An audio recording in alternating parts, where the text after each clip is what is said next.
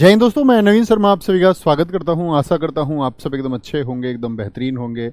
एक बार सारे प्यारे दोस्त बताएंगे आप सब कैसे हैं। उम्मीद करेंगे अच्छे होंगे, बेहतरीन होंगे। और साथ ही आप लोग जानते ही हैं कि हम स्टैटिक जीके की इन क्लासेस के अंतिम पड़ाव पर हैं एकदम। ठीक है, काफ़ी टाइम से हम धीरे धीरे इनको पढ़ते आ रहे थे। उम्मीद करूँगा आप एक अच्छा रिविजन करते होंगे। तो शायद ये वाला जो वीक है, ये वाला जो फ्राइडे है, इसको हमारी स्टैटिक जीके ख़त्म हो जाएगी। तो मतलब कुछ ऐसे टॉपिक्स रह रहे हैं जो कभी कभार जिनसे क्वेश्चन पूछ ले जाते हैं। उन्हीं में से एक टॉपिक है अवार्ड। ठीक है, यानी कि अवार्ड मतलब पुरस्कार। क्वेश्चन तो यही पूछता है, दो क्वेश्चन पूछे जाते हैं। कौन सा पुरस्कार किस क्षेत्र में दिया जाता है और उस पुरस्कार की शुरुआत कब हुई, यानी उस अवार्ड का फील्ड क्या है और उस अवार्ड को स्टैब्लिश कब किया गया या फर्स्ट टाइम उसको कब अवार्डेड किया गया। एक तो इस तरह के क्वेश्चन बनते हैं। एक दूसरे क्वेश्चन बन सकते हैं आपसे जो करंट अफेयर्स में आते हैं। जैसे हाल ही में किसी को कोई अवार्ड मिला है, तो वो सब हम करंट अफेयर्स में पढ़ते ही हैं। ठीक है, तो कब कोर्स खत्म हो रहा है हमारा? इस फ्राइडे खत्म हो जाएगा। लेकिन एक प्रॉमिस आप लोग लिख के मुझे दिखाओ कि भैया हम टाइम टू टाइम उसको रिवाइज करते रहेंगे। ठीक है, छत्रपाल राजपूत, शशिकांत, निकी पटेल, रामविलास, आंचल श्रीवास्तव, आकाश, समीर पठान, संजू, अनिकेत, सौरभ, जित्ते, विकास, दिनेश, आकाश, प्रशांत, सारे साथियों का बहुत स्वागत है। तो शुरू करें आज की क्लास को। जी भैया, शुरू करते हैं। तो सबसे बड़ा पुरस्कार दुनिया में कौन सा है? वो नोबेल प्राइज को ही माना जाता है। तो शुरुआत भी किससे करेंगे? नोबेल प्राइज से। साथ ही मैं इंपॉर्टेंट चीजें आपकी मार्क करता रहूंगा, उन पर विशेष ध्यान रखना। ठीक है, नोबेल प्राइज आप मुझे बताएंगे नोबेल प्राइज किसने शुरू किए थे, कौन था? तो आप कहेंगे नोबेल पुरस्कारों की शुरुआत जो हुई वो 1901 में हुई। घोषणा इसके लिए हो गई एक साल पहले ही, यानी 1900 में, कि भाई अगले साल से दिए जाएंगे। ठीक है, तो जब कोई अवार्ड दिया जाएगा दुनिया का बड़ा, तो उसके लिए कमेटी भी होगी। वो कमेटी डिसाइड करेगी कि भाई ये प्राइज किसको दिया जाना है या किसको नहीं। तो उस कमेटी का नाम है नोबेल फाउंडेशन, जो बनी थी आपका 1900 में ही। यानी जिस साल नोबेल फाउंडेशन बना उसी साल घोषणा हुई। और उसके अगली बार यानी सन 1901, अगर मैं आपसे पूछूं साथी कि पहली बार नोबेल प्राइज कब दिए गए, तो आपका आंसर आएगा 1901 में दिए गए भैया। 1901 में पहली बार दिए गए। ठीक है, इसकी स्थापना स्वीडन के महान वैज्ञानिक अल्फ्रेड नोबेल, जिनका पूरा नाम है अल्फ्रेड बर्नार्ड नोबेल। कितने लोगों ने इनका नाम सुना है? दरअसल में अल्फ्रेड बर्नार्ड नोबेल दुनिया के प्रसिद्ध वैज्ञानिक तो बने ही बाद में, उससे पहले वो एक उद्योगपति भी रहे। और उद्योगपति रहते हुए उन्होंने डायनामाइट की खोज की, 1901 में की थी। अल्फ्रेड नोबेल ने 1867 में डायनामाइट की खोज की। डायनामाइट जानते हैं, एक आपका एक्सप्लोजिव है, एक विस्फोटक है। जैसे पुरानी पिक्चरों में तुमने देखा हो, चट्टान में कुछ लगा के और वो दूर भाग जाते थे और फिर वो फटता था, चट्टान तोड़ने के काम आता था। और पहले टेक्नोलॉजी यही थी चट्टान तोड़ने की, डायनामाइट। देखा है? जरूर देखा होगा। तो डायनामाइट की जो खोज हुई वो 1867 में की। अब यहां पर एक बात देखने ना, अल्फ्रेड बर्नार्ड नोबेल का जो जन्म हुआ था 1833 में हुआ, और अल्फ्रेड बर्नार्ड नोबेल की मृत्यु 1896 में हो गई, मतलब वो एक्सपायर हो गए। अब यहां पर ये लाइन देखो फिर से। अब बोलो इसकी स्थापना स्वीडन के महान वैज्ञानिक ने 1901 में की थी। तो यहां पर आपको एम्बिग्यूअस सिचुएशन बन सकती है। आप कहेंगे भैया 1896 में जब एक्सपायर हो गए तो 1901 में क्या स्थापना कर दी? कैसे जिंदा हो गए थे क्या? ऐसा नहीं है। ये जो स्थापना इस टाइम हम कहीं भी बोलेंगे नोबेल के नाम से, उसका मतलब है नोबेल फाउंडेशन। 1896 के बाद की कोई भी डेट है, इसका मतलब है वो कार्य किसने किया है? नोबेल फाउंडेशन ने किया है। रीमा कुमारी जी ने बहुत अच्छा लिखा है। रविंद्रनाथ टैगोर जी पहले भारतीय हैं जिनको 1913 में नोबेल मिला। ठीक है, बहुत बढ़िया। अब सुनेंगे ध्यान से। ये वो बेसिक चीजें हैं जिनको हम कई, शायद पुराने साथी कई बार पढ़ चुके होंगे। नए साथियों को बहुत ध्यान से जरूरत है, एक एक बार पढ़ते रहो इसको। बहुत इंपॉर्टेंट नहीं है तो इसको नेग्लेक्ट भी नहीं कर सकते। स्वीडन को लोगों को 1896 में उनकी मृत्यु के बाद ही पुरस्कारों के बारे में पता चला। उनकी जो विल थी व्यक्ति लिख के जाता था ना पहले अपने बाद में, आज भी लिखते हैं बहुत सारे लोग, मेरे बाद मेरी ये प्रॉपर्टी इस मेरे बेटे को, इस मेरी बेटी को दे दी जाए। तो क्या बोलेंगे, वसीयत में लिखा हुआ था उनके धन से मिलने वाले वार्षिक ब्याज से नोबेल प्राइज प्रदान किए जाएंगे।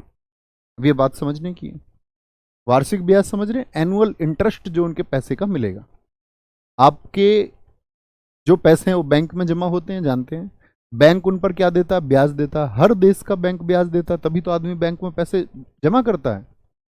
जैसे हमारे यहाँ साधारण कितने प्रतिशत का ब्याज मिलता है, मैं आपसे पूछूं कि आपको बेसिक समझ है ब्याज की या नहीं, तो आप कहेंगे बैंक के अनुसार भैया 6, 7, 5.5, करंट अकाउंट है आपका तो कोई नहीं, आपका जर्नल अकाउंट है मतलब साधारण सेविंग अकाउंट है तो उस पर अलग अलग बैंक की अलग अलग ब्याज दे रहे हैं, लगभग बराबर ही होती हैं। एफडी पर अलग ब्याज मिलता है।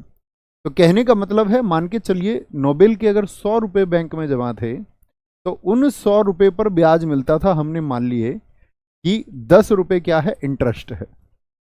तो क्या बोला, 100 रुपये तो 100 रुपये बने रहेंगे, वो नहीं बटेंगे। उस पर जो ब्याज मिला है ये 10 रुपये, ये उन लोगों को दिया जाएगा जो अच्छा काम कर रहे हैं।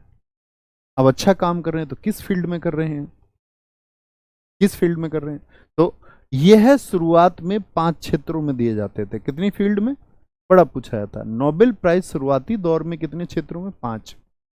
एक फिजिक्स हो गया आपका, एक केमिस्ट्री हो गया, इसको बायोलॉजी याद कर सकते हो क्योंकि मेडिसिन चिकित्सा बायोलॉजी में ही आती है। फिजिक्स, केमिस्ट्री, बायोलॉजी, बायोलॉजी की जगह क्या बोलेंगे, मेडिसिन। एक आपका लिटरेचर साहित्य जो लिखा जाता है, हिंदी लिटरेचर, हिंदी की कहानियां, उपन्यास नोबेल, अंग्रेजी के उपन्यास नोबेल, पूरी दुनिया में किसी भी भाषा में लिखा जा सकता है। साहित्य मतलब कि किसी की कुछ आपका इंटेलेक्चुअल प्रॉपर्टी है, बौद्धिक संपदा है और उसने समाज को अपने शब्दों के द्वारा कुछ अच्छे निर्देश दिए हैं पीस के लिए, जो दुनिया भर में शांति के लिए काम करता है। ठीक है, पीस के लिए। तो मुझे बताएं एक बार सारे दोस्त, कितने फील्ड्स में, 5 फील्ड्स में बोलेंगे भी फटाफट से। कमल कुमार कह रहे हैं भैया एक प्रैक्टिस सेट क्लास का ताकि पूरी एप्लीकेशन का मोस्ट रिपीटेड करा दो। ऐसा नहीं होता साथी, मोस्ट रिपीटेड कराने के लिए ही मैं आपको सारी चीज़ें रिपीट कराने के लिए ही 3 बजे का सेट लेके आया हूँ। चीज़ें तो मैं आपको पढ़ा ही चुका था। उस सेट को लाने का मतलब ही ये था कि वो बच्चे जो बैच परचेज नहीं कर सकते उनकी भी मेहनत हो जाए और आपकी चीज़ें रिवाइज हो जाएं, आप दुगनी मजबूती से तैयार हो जाए। ऐसी चॉइस मत लगाया करो, निराधार चॉइस, कुछ भी कहते हो।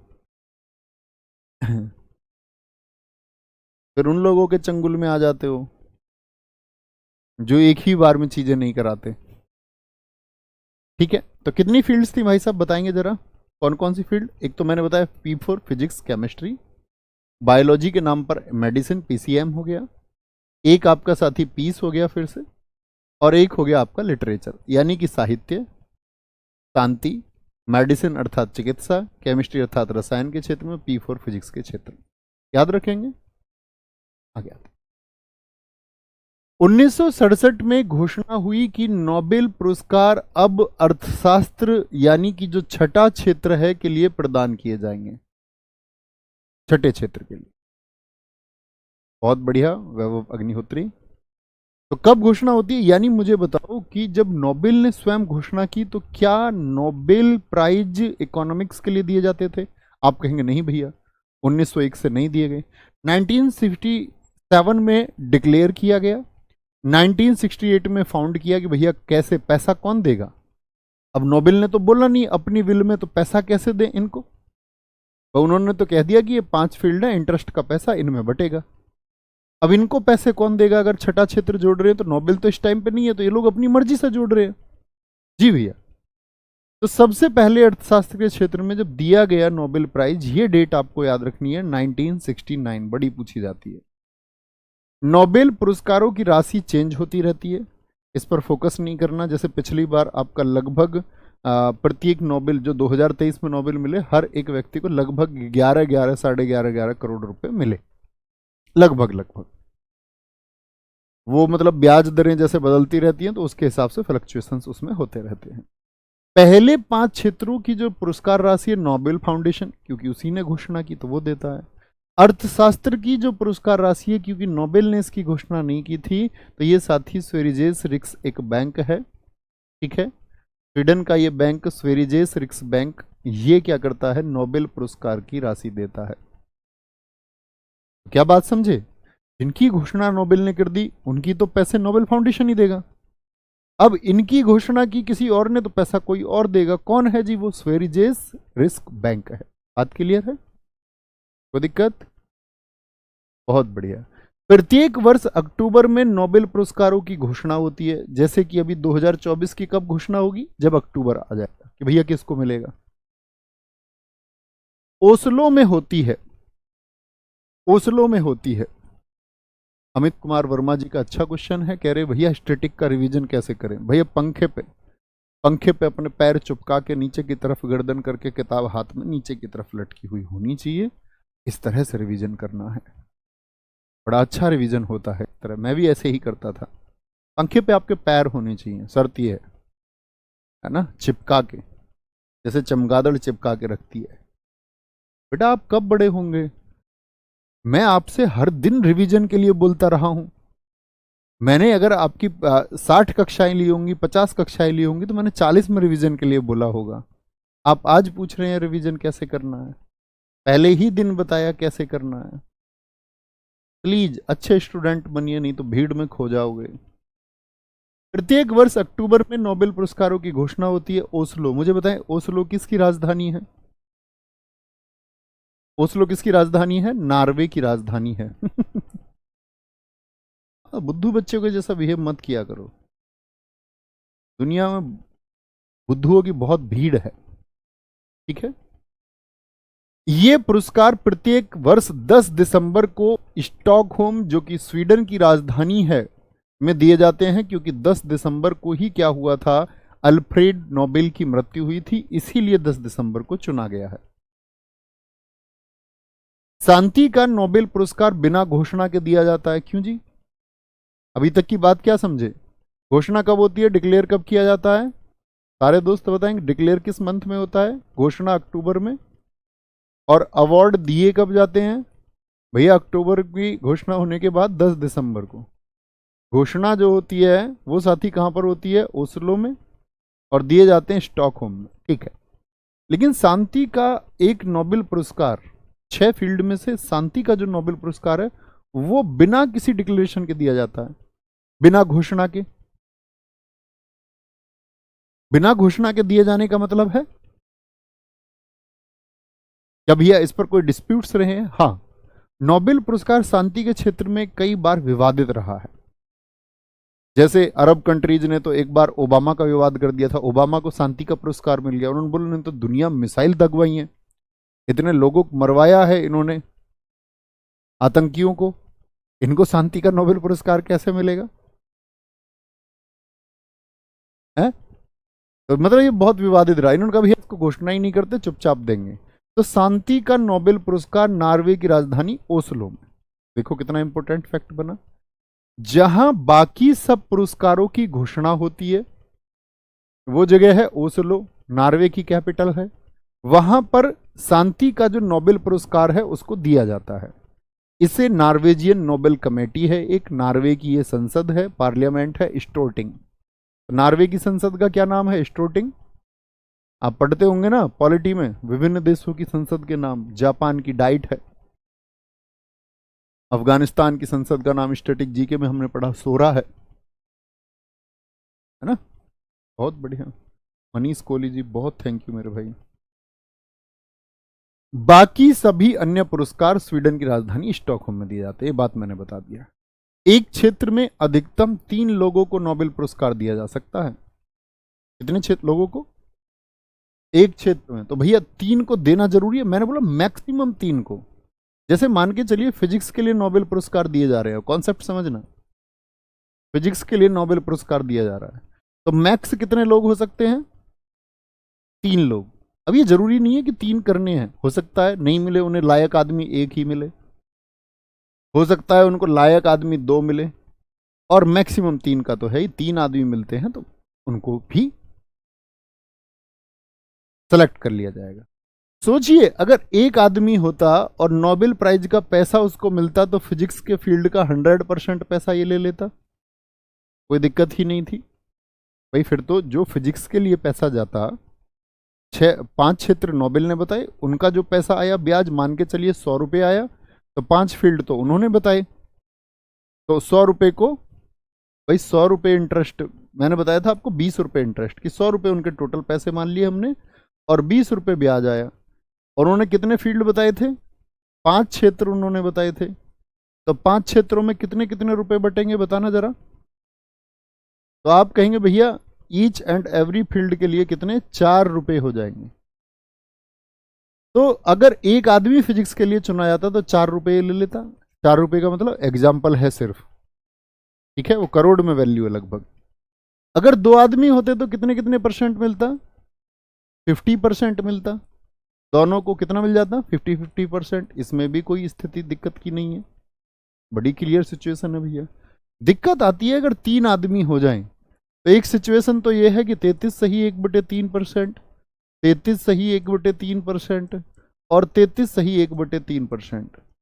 अब ये मत कहने लगना भैया बाद में 1 रुपया बच जाएगा। बुद्धिमान लोग 1 रुपए के लिए नहीं लड़ेंगे, उसको भी नोबेल कमेटी देती है कि भैया ये एक इसकी तरफ जाएगा, और वो मान्य है उनका डिसीजन, ठीक है। अच्छा, कोई दिक्कत इस बात में? मुझे एक बात बताओ आप, कि ये जरूरी है कि तीनों को 1/3 जाएगा? नहीं, ये नोबेल कमेटी कहती है कि किसी एक बंदे को तो 50% दे दिया जाए 3 में से, और बाकी 2 को 25-25 भी दिया जा सकता है, और नोबेल कमेटी ये डिसाइड करेगी। भाई चाहे तो तीनों में बराबर बराबर बांट दे, या चाहे तो किसी एक को तो आधा। अरे परसेंट तो समझते होंगे ना सारे लोग, बहुत अच्छा मैथ होगा आपका। क्या बोलेंगे? ये आपका चाहे तो किसी एक को आधा और किसी 2 को 1/4 1/4 दे दे। हम सब करें, ये बात क्लियर है? कुछ है ही नहीं, अकेला आदमी तो पूरी राशि उसी को मिलेगी। 2 आदमी है भैया तो 50-50% पैसा मिल जाएगा। 3 है तो नोबेल कमेटी चाहे तो 1/3 तीनों को दे दे, और नोबेल चाहे कि 2 का जो योगदान है वो कम है और 1 का योगदान बहुत ज्यादा, तो उसको टोटल पैसे का उस फील्ड का आधा दिया जा सकता। बड़ी कॉमन सी नर्सरी क्लास की बात है, और नर्सरी क्लास की बात ऐसा ना समझे कोई तो भैया वो उसका फैक्टर, उसका दिमाग। 1974 में यह नियम आया कि मरणोपरांत नोबेल पुरस्कार नहीं दिए जाएंगे। मरणोपरांत समझते हैं, मरने के बाद में, पोस्ट्यूमसली नहीं दिया जाएगा। अब तक केवल मृत व्यक्तियों को यह पुरस्कार दिया गया है।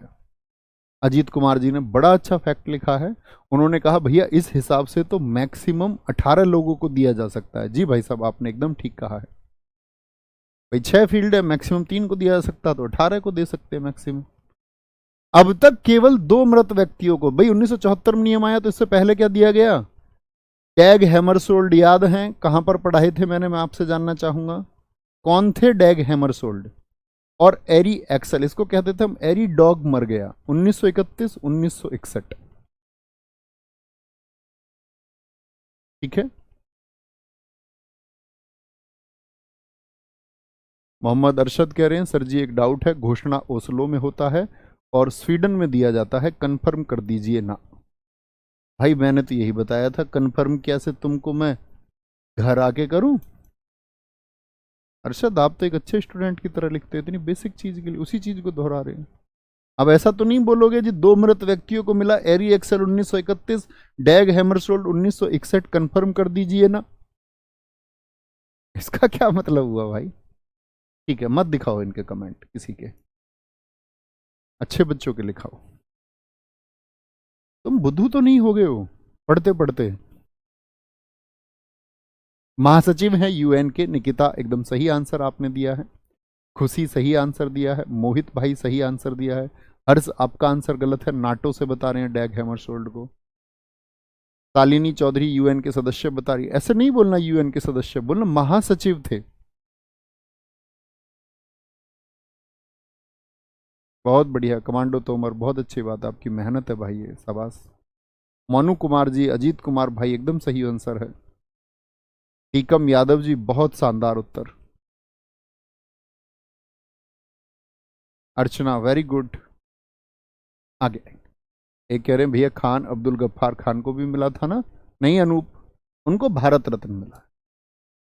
कितने व्यक्तियों को मिला है? सिर्फ बेसिक बात याद रखिए, 2 लोगों को। सबसे अधिक बार नोबेल पुरस्कार रेड क्रॉस को मिला है। अब रेड क्रॉस की मैंने आपको साथी हेडक्वार्टर बताया था, याद कराए थे जब हम ऑर्गेनाइजेशन पढ़ रहे थे। मुझे रेड क्रॉस का हेडक्वार्टर बताओ। 1917 first world war, 1944 second world war, 1963 आपकी इसकी स्थापना के 100 वर्षों पर, ये हम पढ़ चुके। रेड क्रॉस के जो फाउंडर है वो हेनरी ड्यूनेंट है। इनको 1901 में सबसे पहला नोबेल पुरस्कार मिला। नोबेल पुरस्कारों की घोषणा साथी कब हुई? 1901 में। तो किसी को तो मिला होगा, वो आदमी है हेनरी ड्यूनेंट। इनके साथ में 1901 में एक व्यक्ति को और मिला था, फ्रेडरिक पेसी, और इन्होंने एक फ्रेंच पीस सोसाइटी बनाई थी, उसके फाउंडर है। तो 2 लोगों को मिला था। 2 लोग कौन कौन है? एक तो फ्रेडरिक पेसी हैं, बहुत बार पूछा जाता है फ्रेंच पीस सोसाइटी पूरी दुनिया में शांति स्थापना के लिए काम कर रही थी, उसको किसने स्थापित किया? फ्रेडरिक पेसी ने। रेड क्रॉस के संस्थापक कौन है? हेनरी ड्यूनेंट है। हेनरी ड्यूनेंट है। बोलेंगे बहुत बढ़िया। अनिल कुमार जी, वेरी गुड, बहुत थैंक यू। अनिल मेरे भाई, किसी भी टीचर का अच्छा पढ़ाना इस बात पर निर्भर करता है कि टीचर खुद कैसा है और उसके स्टूडेंट्स कैसे हैं। अब जैसे मान के चलिए हम नोबेल पढ़ रहे हो, नर्सरी क्लास के किसी बच्चे को आप बैठाएंगे, उसको समझ में ही नहीं आएगा क्या हम बोल रहे हैं, क्या लिटरेचर होता है, क्या फिजिक्स होती है। एक तो माइंडसेट का ऐसे का बच्चा होता है जो आज तक पढ़ा नहीं। माँ बाप ने बहुत बोला बेटा जिंदगी जो है वो पढ़ने से बनती है, उसने दोस्तों के साथ मस्ती की, मजे किए, जो काम नहीं करने थे वो सारे काम करे, जो करने थे वो नहीं करे। फिर जैसे ही उसको जीवन में ये समझ में आता है कि नहीं, ऐसे बात नहीं बनेगी, खुद कुछ एफर्ट लगाने पड़ेंगे, जिंदगी इतनी भी आसान नहीं है, तो फिर क्या होता है कि वो अपनी असफलता को और लोगों पे थोपने लग जाता है। अभी तक उसकी जिम्मेदारी थी अपनी जिंदगी को डिजाइन करने की। आप ये बात मानेंगे या नहीं मानेंगे कि आपकी उम्र के ऐसे ना जाने कितने बच्चे होंगे जो इस समय वैज्ञानिक भी होंगे, इस देश के मिसाइल टेक्नोलॉजी के लिए, मेडिसिन के फील्ड में काम कर रहे होंगे, इस पूरी दुनिया के लिए काम कर रहे होंगे। मेरी उम्र के ना जाने कितने लोग, कितने मुझसे बेहतरीन काम कर रहे होंगे। तो हम किसी से कमतर हैं, इसके पीछे रीजन 2 ही होते। एक तो इंटेलिजेंस क्वेरी, आपका आईक्यू लेवल कितना है, और दूसरा आपने अपने संसाधनों का उपयोग कितना किया, रिसोर्सेज को आपने कितना फॉलो किया। तो आपकी आगे आने वाली जो जिंदगी है ना, वो इस बात पर डिपेंड करेगी कि आप रिसोर्स को अपनी जिंदगी में कितना हेल्पफुल बनाएंगे। क्योंकि जो बीत चुका वो अब दौर ना आएगा, वो तो बीत ही चुका। आगे की जिंदगी आपके हाथ में है कि आप अपने रिसोर्सेज को किस तरह यूज करते हैं। कुछ ताउम्र बुद्धू बने रहेंगे, है ना, उनमें कोई बदलाव नहीं आएगा, वो इस तरह ही लिखते रहेंगे। जैसे एक साथी का भी मैं देख रहा था, रेड क्रॉस क्या है, ये वो नर्सरी क्लास का बच्चा है जो खुद को डेवलप नहीं करना चाह रहा है, जिसने आज तक मजे किए आज भी मजे ही करने चाह रहा है। क्योंकि अगर ऑर्गेनाइजेशन जो इससे पहले हमने पढ़ी उसको पढ़ लेता तो बात खत्म हो जाती, है ना। बहुत बढ़िया। सबसे कम उम्र में नोबेल पुरस्कार पाने वाले पुरुष कौन है? लॉरेंस ब्रैग है, 25 साल की एज है, सबसे कम उम्र में। मतलब कोई लड़का ऐसा नहीं हुआ भैया जिसको इससे कम उम्र में मिला हो, जी नहीं। सबसे कम उम्र में नोबेल पाने वाली महिला 17 साल की उम्र में 2014 में मलाला यूसुफजई। मलाला यूसुफजई बड़ी चर्चाओं में रही थी, सुनी थी आपने मलाला यूसुफजई? तालिबानियों ने उनके सिर पर AK-47 रखकर बोला कि तुम स्कूल नहीं जाओगी। स्कूल जाने पर बच्चों पर प्रतिबंध लगा दिया। एक छोटी सी बच्ची ने ये बोला कि मैं स्कूल जाऊंगी। सोचिए, आप समाज में कुछ परिवर्तन करना चाहते हैं, अपनी जिंदगी में कुछ परिवर्तन करना चाहते हैं, तो डर के नहीं होता, उसका सामना करना पड़ता है। उसने बोला मैं जाऊंगी स्कूल, उन्होंने गोली चला दी, उसको 3 गोलियां लगी, इवन सिर के इस पार्ट में भी गोली लगी हुई है उनको, बच गई। बहुत सारे लोग ऐसे बचे हैं जिनके मस्तिष्क में गोली है। इस धरती पर बहुत सारे ऐसे उदाहरण हैं, गोली फंस कर रह गई। डॉक्टर ने ट्रीटमेंट कर दिया कि यहीं बची रहेगी। खड़ी हुई, होश आया, उठ के फिर बोली मैं स्कूल जाऊं। तो आपको एजुकेशन के लिए काम करना पड़ेगा। इनकी पुस्तक का नाम है साथी वी आर डिस्प्लेस्ड, और दूसरी बुक है इनकी आई एम मलाला। दोनों किताबें एसएससी बहुत पूछता है। क्या बोलेंगे? मलाला का अन्य नाम क्या है? इन्हीं को हम गुल मकई के नाम से जानते हैं, गुल मकई। सबसे अधिक उम्र में नोबेल पाने वाले व्यक्ति कौन है? गुड इनफ है यूएसए के, जिनको 97 की एज में मिला है। तो सबसे कम उम्र में पुरुष मैंने बताया लॉरेंस ब्रेग, 25 की एज में। सबसे कम उम्र में महिला कौन है? मलाला यूसुफजई हैं आपका। और सबसे अधिक उम्र में पुरुष कौन है? तो वो गुड इनफ है। ठीक है। 2 बार नोबेल पुरस्कार पाने वाले कितने लोग हैं?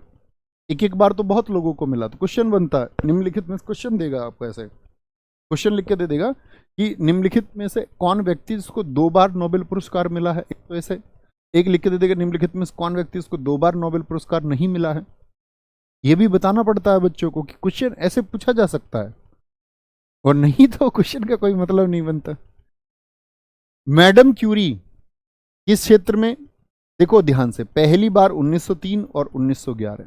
बस साथी फील्ड देखना, एक फील्ड में मिला या अलग अलग फील्ड में मिला। तो मैडम क्यूरी को 2 बार मिला है, 1903 में फिजिक्स के लिए और 1911 में केमिस्ट्री के लिए। फील्ड अलग अलग या सेम? भैया जी अलग अलग है, अलग अलग है। जॉन बार्डीन 1956 और 1972 ट्रांजिस्टर की खोज की, और आपका सुपर कंडक्टिविटी के लिए। फील्ड सेम है या एक ही है? तो क्वेश्चन ये भी पूछ सकता है निम्नलिखित में से कौन वो व्यक्ति है जिसको 2 बार एक ही क्षेत्र के लिए नोबेल पुरस्कार मिला, यानी कि एक ही फील्ड के लिए मिला। तो फिजिक्स के लिए जॉन बार्डीन, जॉन बार्डीन को। लिनस पॉलिंग अलग अलग फील्ड है कि सेम है? पॉलिंग के फील्ड अलग अलग हैं, लिनस पॉलिंग के। और साथ ही फ्रेडरिक सेंगर को भी दोनों बार किसके लिए मिला है? रसायन के लिए मिला है। इंसुलिन की खोज इन्होंने की, जो साथी शुगर में यूज होता है। अब देखो इंसुलिन जानते हो ना हमारी बॉडी में क्या करता है? बीटा कोशिकाओं से, लैंगरहैंस की द्वीपिकाओं से निकल के हमारी बॉडी में जो शुगर है उसको कंट्रोल करता है, वो इंसुलिन है। तो कौन 4 लोग बने? एक तो भैया मैंने आपको बताया क्यूरी, क्यूरी को सेम फील्ड की अलग अलग फील्ड। भैया 1903 1911 अलग अलग फील्ड। क्या बोलोगे? इनको अलग अलग फील्ड के लिए मिला, अलग अलग फील्ड। कौन कौन से? फिजिक्स और केमिस्ट्री। मुझे ये बताओ सिर्फ आप किसका नाम लेंगे? आपका ट्रांजिस्टर की खोज करने वाले जॉन बार्डीन, सेम फील्ड। जी भैया सेम फील्ड, फिजिक्स। पॉलिंग अलग अलग फील्ड। जी हाँ, एक बार केमिस्ट्री के लिए, एक बार आपका सॉरी रसायन के लिए और शांति के लिए। क्या बोलेंगे? अलग अलग, इनके डिफरेंट है। और चौथे कौन है दोस्त आपका? इंसुलिन की खोज के लिए 1958 1980 फ्रेडरिक सेंगर, सेम मिला है। अर्थशास्त्र के क्षेत्र में पहली बार जो नोबेल प्राइज दिए गए वो 1969 में दिए गए। इस बात में कोई दिक्कत? जी भैया 1967 में उनको स्टैब्लिश किया गया। 1968 में डिक्लेयर कर दिया गया कि अब इकोनॉमिक्स के लिए भी दिए जाएंगे, और 1969 में पहली बार दिए गए। 1969 में 2 व्यक्तियों को नोबेल मिला। एक साथी पूछ रहे हैं हमारे, जी मुझे नोबेल लेना है, उसके लिए मुझे क्या करना होगा? दोस्त इस तरह नोबेल नहीं मिलता है कि आप ये टारगेट बना ले कि मुझे नोबेल लेना है, और जिंदगी में जो आप सोचते हैं वो पूरा हो, ये बिल्कुल जरूरी नहीं है। तो काम किए जाते हैं, दुनिया देखती है आपके काम को। आप ऐसे बहुत सारे लोग हैं जिन लोगों को नोबेल मिला, इनसे बेहतरीन काम बहुत सारे लोगों ने किए हैं जिनको कोई पुरस्कार नहीं मिला है, कोई पुरस्कार नहीं। कैलाश सत्यार्थी जी को मलाला जी के साथ में पुरस्कार मिला। क्या? अपना जीवन बच्चों की शिक्षा को, बचपन बचाओ आंदोलन, बच्चों को पढ़ाने के लिए अपना पूरा जीवन दे दिया कि कैसे एक निम्न वर्ग का बच्चा भी पढ़ पाए। ठीक है। तो सबसे पहले कौन है जिनको आपका इकोनॉमिक्स में साथी आपका मिला क्या? Nobel prize. रैगनर फ्रिश को, नॉर्वे के हैं, अर्थशास्त्र के क्षेत्र में।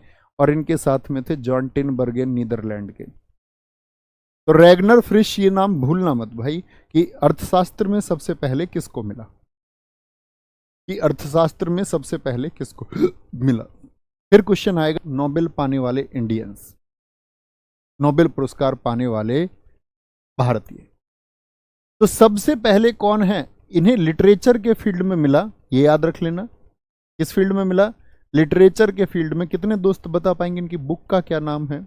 और ये पहले एशियाई या गैर यूरोपीय व्यक्ति हैं। गैर यूरोपीय मतलब नॉन यूरोपियन, यूरोप से नहीं थे। तो साहित्य के क्षेत्र में क्या बोलेंगे, लिटरेचर के फील्ड में, लिटरेचर के फील्ड में इनको, इनकी पुस्तक लिखा हुआ है सॉरी, गीतांजलि के लिए मिला, और ये पहले 1913 में। सीवी रमन, इनको 1930 में फिजिक्स के फील्ड में, क्योंकि इन्होंने रमन प्रभाव दिया। क्या दिया, रमन प्रभाव। इन्हीं की याद में 28 फरवरी को विज्ञान दिवस, हमने वहां भी बात की थी। तो अब मैं एक क्वेश्चन पूछ लूं कि विज्ञान के क्षेत्र में पहला नोबेल किसको मिला, तो कहीं आप लिखना भैया नहीं। मैं पूछूं विज्ञान के क्षेत्र में पहला नोबेल, तो बहुत सारे स्टूडेंट पहला नोबेल बस पढ़ लेते हैं एग्जाम के प्रेशर में, और विकल्प में हमेशा देता है रविंद्रनाथ टैगोर। तो पढ़ना साथी की फील्ड कौन सा पूछ रहा है। तो रविंद्रनाथ टैगोर क्या विज्ञान के क्षेत्र से हैं, नहीं भैया, वो तो आपका साहित्य के क्षेत्र से हैं। ठीक है, इन्हीं की याद में 28 फरवरी को विज्ञान दिवस मनाया जाता है। तीसरे कौन है, आपसे कभी भी पूछे चिकित्सा के क्षेत्र में नोबेल पाने वाले पहले भारतीय कौन है, हरगोविंद खुराना। इन्होंने जीन का क्या किया, संश्लेषण किया, synthesis of organism. Mother Teresa, इनको 1979 में सामाजिक कार्य के लिए शांति का नोबेल पुरस्कार मिला। कितने लोग जानते हैं मदर टेरेसा को जब मैं भारत रत्न आपको पढ़ाऊंगा तब पूछूंगा, तब आप कहेंगे भैया नोबेल इनको 1979 में मिला, विश्व में चर्चित हुई, तो भारत सरकार ने भी इनको अगले ही साल 1980 में भारत रत्न दिया था। ये अल्बानिया की थी, तो ये भारत की क्यों काउंट कर रहे हैं, क्योंकि 1948 में भारत की नागरिकता इन्होंने प्राप्त कर ली थी। यहां लोगों की इन्होंने सेवा की। बहुत सारे आरोप मदर टेरेसा पर भी लगे हैं। बहुत सारे लोग कहते हैं कि इन्होंने घायलों के उपचार के दौरान उनको ईसाइयत की ओर भेजा। घायलों की ये सेवा करती तो उनको ईसाई धर्म के बारे में प्रचार करती, और ये एक ईसाई मिशनरी थी, ईसाई धर्म प्रचारक थी, जो हमारे देश में इसी मिशन के तहत भेजी गई कि यहाँ लोगों को प्रलोभन और लालच देकर कैसे ही ईसाई धर्म की तरफ भेजा जाए, जैसा कि हिंदुस्तान में हुआ भी। दक्षिण भारत की तरफ आप देखते ही हैं, बहुत सारे यूरोपीय लोग आए, ईसाइयत का प्रभाव हुआ, और धन बल गरीबों की शिक्षा के नाम पर, इलाज के नाम पर उनको ईसाइयत में कन्वर्ट किया गया। तो इन पर बहुत आरोप है। बहुत सारे लोग इन आरोपों का खंडन भी करते हैं कि नहीं नहीं ऐसा नहीं था। मदर टेरेसा एक भावुक हृदय की सेवा करने वाली महिला थी। ठीक है, तो कब मिला, 1979। एस चंद्रशेखर, ये भौतिकी के क्षेत्र में दूसरे हैं, क्योंकि पहले कौन है, सीवी रमन। तो पूछ ले फिजिक्स में सेकंड कौन है, फिजिक्स में नोबेल पुरस्कार पाने वाले दूसरे भारतीय कौन हैं, एस चंद्रशेखर, जिन्होंने चंद्रशेखर सीमा बनाई। आप शायद ज्योग्राफी में आपने पढ़ा भी होगा कि जब आप ब्रह्मांड की संरचना को पढ़ते हैं तो कि वे तारे जो सूर्य के द्रव्यमान का 1.44 गुना होते हैं, which stars are the multiple of sun's mass equals to 1.44 times, 1.44 गुना। वो सब क्या बन जाते हैं, श्वेत वामन तारे, व्हाइट ड्वार्फ स्टार बन जाते हैं। यानी जिनका द्रव्यमान सूर्य के द्रव्यमान का लगभग 1.44 गुना होता है, वो व्हाइट स्टार बन जाते हैं, श्वेत वामन तारे। अमर्त्य सेन, ये साथी इकोनॉमिक्स में पहले हैं, तो इनका वर्ष भी बड़ा पूछा जाता है कि अमर्त्य सेन को किस वर्ष मिला। वीएस नायपाल 2001 साहित्य का नोबेल, ये साहित्य में दूसरे हो गए। वी रामाकृष्णन रसायन में। कैलाश सत्यार्थी बचपन बचाओ आंदोलन इन्हीं का है। और 2014 में और किसको बताया था अभी मैंने आपको, चर्चित मलाला यूसुफजई, तो उस वर्ष ही इनको मिला था। अभिजीत बनर्जी 2019 में अर्थशास्त्र के लिए नोबेल, ये कुछ नाम है, इनको पढ़ लेना। ये करंट अफेयर्स में आपने पढ़े होंगे, 2023 के नोबेल पुरस्कार विजेता। ठीक है, जैसे कौन कौन सी फील्ड है, ये चिकित्सा है, चिकित्सा के लिए हैं कैटलिन कारिको और ड्रू वीजमैन, ऐसे याद कर लेना। कि किसी को कैट ने खा लिया, बिल्ली किसी को काट गई, और वाइज मैन ने क्या कर दिया, उसका चिकित्सा कर दी। भाई बुद्धि वाला आदमी था कोई, वो जानता था बिल्ली के काटने का, रेबीज का इलाज कैसे होगा, इंजेक्शन लग के ही होगा। तो उसने क्या कर दिया, वाइज मैन ने इलाज कर दिया। कौन कौन है, एक तो वाइज मैन याद रखो, एक आपका कैट को याद रखो, काम बन जाए। ऐसे ही फिजिक्स में, फिजिक्स भौतिक विज्ञान है, इसको भूत से याद रख लेते हैं। भूत से कौन कौन है, भूत से तो पियरे एगोस्टोनी, गोष्ट कहते हैं, भूत को नहीं कहते घोष्ट। जी भैया, गोष्टिनी याद रख लो, क्रॉस याद रख लो। भाई भूत, भूत भागेगा क्रॉस से। एगोस्ट भूत को कहते हैं, और एनी एल हुलियर, भूत का हुलिया बड़ा खराब होता है भैया, भूत देख लिया तो डर ही जाओगे, ऐसा हुलिया होता है, ठीक है, ऐसा हुलिया होता है। तो एगोस्टिनी, क्रॉस्ड और हुलियर ये याद रखने हैं। रसायन विज्ञान मोंगी जी बामवेडी, बामवेडी लुइसी ब्रूस, और इनके सरनेम याद रखा करो, और एकीमोव। बावड़े थे, रस के लिए बावड़ों की लड़ाई हो गई, रस के लिए बावड़े लोगों की लड़ाई हो गई कि रस को मैं पीऊंगा, रस को मैं पीऊंगा, बावड़े की लड़ाई हो गई। बावड़े समझते हो, पागलों की, और एक दूसरे को ब्रुस मारने लग गए। अब ब्रुस मारे तो फिर बाद में क्या है, एक ही मूव थी वो दोनों ने लगाई, रस के लिए लड़े तो मूव लगाई बाद में। जी भैया। साहित्य, जॉन फंसे, भैया साहित्य में तो फंस के ही रह जाते हैं। साहित्य इतना बड़ा होता है, लिटरेचर इतना बड़ा होता है कि उसमें सबकी जान फंसी रहती है, किस लेखक ने क्या कहा पता नहीं चलता। शांति नरगिस मोहम्मदी, एक ही नाम है, याद कर लो। आर्थिक विज्ञान में स्वेरिजेस रिक्स बैंक देता है। जी भैया। नाम है क्लाउडिया गोल्डन। क्लाउड किसको बोलते हैं, बादल को, और गोल्डन सोना, जिसके चारों तरफ सोने के बादल हों, गोल्डन क्लाउड हों, उसका तो अर्थशास्त्र मजबूत हो गया ना भाई, वो तो धनी आदमी हो गया, वो भी धनी आदमी हो गया। आशीष कुमार कह रहे हैं सर आप भी ईसाई धर्म का प्रचार कर रहे हो। बेटा तेरी बुद्धि और मेरी बुद्धि का अभी मैच नहीं है मेरे साथी, अभी तुम्हें समय लगेगा ये समझने में कि मैं क्या कहता हूं। अभी शायद आप उतने विकसित नहीं हुए, तो मैं इसकी व्याख्या भी नहीं करना चाहूंगा। आप जैसा समझे वैसा सही है। मेरा काम मूर्खों को समझाने का नहीं है, मेरी चर्चा बुद्धिमानों के साथ में है कि वो क्या समझते हैं। मैंने एक स्टेटमेंट पढ़ा बहुत दिन पहले कि आप 100 मूर्खों से ताली बजवाना चाहते हो, या एक बुद्धिमान आपकी इनर प्रेज करे। इनर प्रेज मतलब दिखाए बिना, बस आंतरिक रूप से प्रशंसा आपकी वो करे, और वो आदमी बुद्धिमान है। आप किसको चुनेंगे, 100 या 1? तो मुझे मूर्खों की बिल्कुल चिंता नहीं है, कतई भी चिंता नहीं है, क्योंकि मूर्खों से मेरा जीवन डिसाइड नहीं होता। मेरी सोच समझ, मैंने इस दुनिया से क्या सीखा, इस सोसाइटी से मैंने क्या सीखा, और मेरे जो एक्शंस हैं उस पर एक बुद्धिमान आदमी क्या सोचता है, उस पर मुझे फर्क पड़ता है। ठीक है। मैंने आपको बताया कि मदर टेरेसा के बारे में क्या मत है। मैंने कौन सा प्रचार कर दिया भाई। मैंने कहा मदर टेरेसा पर लोग इस तरह के आरोप लगाते हैं, वो रिसर्च पढ़ें। ठेठ अनपढ़ निकला, ठेठ अनपढ़ नहीं, ठेठ अनपढ़ नहीं है। भैया आपने क्रॉस बताया ना अभी, तो वो ईसाई धर्म को बताता है। अब बुद्धिहीन पुरुष, देखो इस बुद्धिहीन को, मैंने क्रॉस बताया भाई ऐसे। ये कौन सा ईसाई धर्म का क्रॉस है भाई? हमने ईसाई धर्म में ऐसा क्रॉस तो देखा है, ऐसा क्रॉस किसने देखा? तुम्हारा भाई क्या होगा तुम्हारा जीवन में है। अभी तुम्हें धार्मिक चिन्ह तक नहीं पता और तुम धार्मिक बहस करने को तैयार हो। तुम ऐसे तो नहीं हो, ध्रुव राठी के चेले तो नहीं हो तुम। ऐसे बहुत सारे चेले हैं।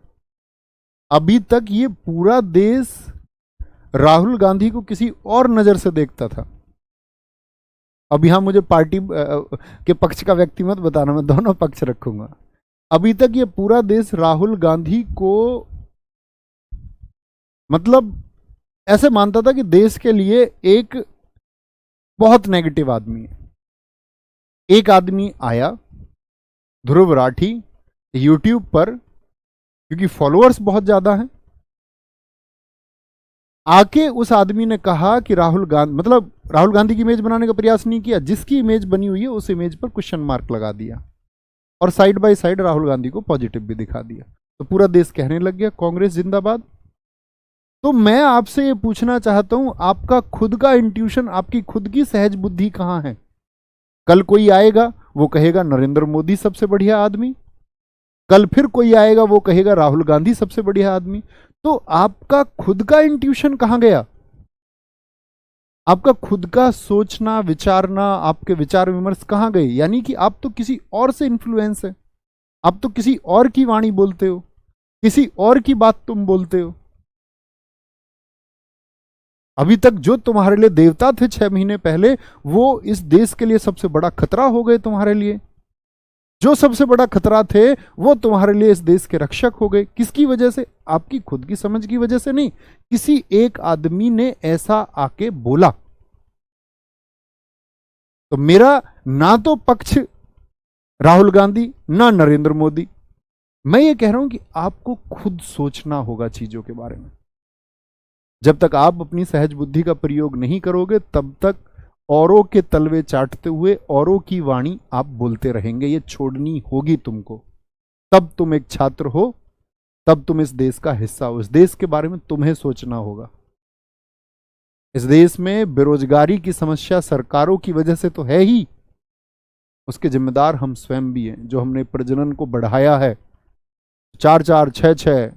आज भी एक लड़का स्टूडियो, परसों मुझे मिला था स्टूडियो में, कह रहा कि जिंदगी बड़ी कठिनाई में गुजर गई है, समझ में नहीं आ रहा सरकारी नौकरी की तैयारी करूं नहीं करूं। तो जब डिस्कस हुआ तो पता चला उस भाई की उम्र 28 साल है, उसके 3 बच्चे हो चुके हैं अभी। मतलब कुछ करता नहीं है और बच्चे कर रहा है। तो इस सब के जिम्मेदार हम भी हैं। कौन कैसा है इसका डिसाइड स्वयं करो, किसी और के कहने से मत इसको डिजाइन करो कि कौन क्या कहता। नहीं तो कल को कोई आके सही को तुमको गलत बताएगा, गलत को सही बताएगा। परसों कोई आएगा वो कहेगा सही गलत है और गलत सही है। किसी और की विचारधारा पर नहीं चलना है, अपनी बनाइए। और फिर जब आप अपने विवेक से चुन लें, आप ये बोलें कि हां राहुल गांधी इस देश के लिए सबसे सही है, राहुल गांधी एक ईमानदार व्यक्ति हैं, और राहुल गांधी है भी ईमानदार, इसमें कोई शक नहीं है। मतलब उनके अंदर जो मैंने देखा है, ऑब्जर्व किया है, कि उस तरह की मतलब चालाकियां नहीं है जो एक नेता के अंदर होनी चाहिए। जैसे नेता को झूठ बोलना आना चाहिए, उनका ये है कि वो जो बोल रहे हैं अगर कुछ गलती होगी तो एक्सेप्ट कर लेते हैं उसको। एक नेता किस्म के व्यक्ति होते हैं जो राजनीति में नेतृत्व का गुण और नेता होने का गुण वो भी बहुत जरूरी होता है,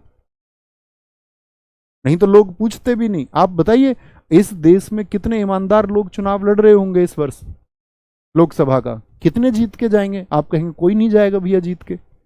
कोई इक्का दुक्का चला जाए तो बड़ी बात है, बड़ी बात होगी कोई नया चेहरा पढ़ा लिखा और पहली बार बिना किसी राजनीति जो दल है उसकी ताकत के बिना अपने दम पर जीते। कोई 1-2 चेहरे इस देश में होंगे बामुश्किल। तो हम कहां चले जाते हैं भाई साहब उस समय? हमारी एकता कहां चली जाती है कि हमारी इस कॉन्स्टिट्यूएंसी या इस हमारे संसदीय क्षेत्र में ये व्यक्ति चुनाव लड़ रहा है। मुझे याद है कि हमारे यहाँ पिछले बार के लोकसभा चुनाव में NIU यूनिवर्सिटी के चांसलर और आपका लगभग 3 PhD की डिग्री और बड़े अच्छे विवेकी इंसान चुनाव लड़े। लोकसभा का वोट की संख्या थी 1200, और उन सारे नेताओं में जो यहां पर लड़ रहे थे उसमें सबसे पढ़े लिखे व्यक्ति, सबसे ईमानदार व्यक्ति थे। तो भाई साहब हमको कोई चिंता नहीं होती दरअसल में। कमेंट करना, किसी चीज पर टिप्पणी दे देना बड़ा आसान विषय है। हमको उतनी चिंता देश की रहती ही नहीं है। हमको तो देश की चिंता तब होती है जब हमको लिखना होता है कहीं, जब बोलना होता है एक सेंटेंस में, तब इस देश की चिंता आपको तब है जब आप ये देखें कि ये देश मजबूत कैसे होगा। तो आपका इनर भाव होना चाहिए, आंतरिक भाव, कि मेरा इस देश की तरक्की में क्या योगदान है। मैंने आपको बताया था ना, मिल्खा सिंह जी ने क्या बोला हिटलर को।